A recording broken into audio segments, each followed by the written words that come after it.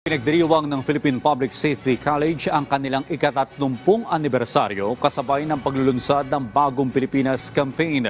Matatandaang ang PPSC ang nakatanggap ng ikalawa sa pinakamataas na proposed budget increase para sa fiscal year 2024 National Expenditure Program.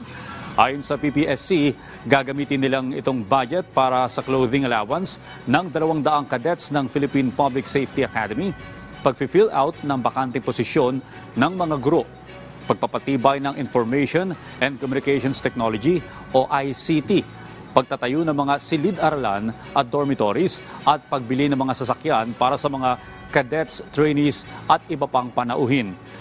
Kabilang si DILG Secretary Benhur Abalo sa mga naging panauhing pandangal sa okasyon.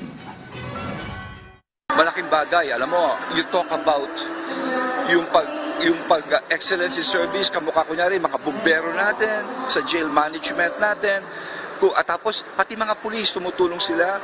That is about peace and order.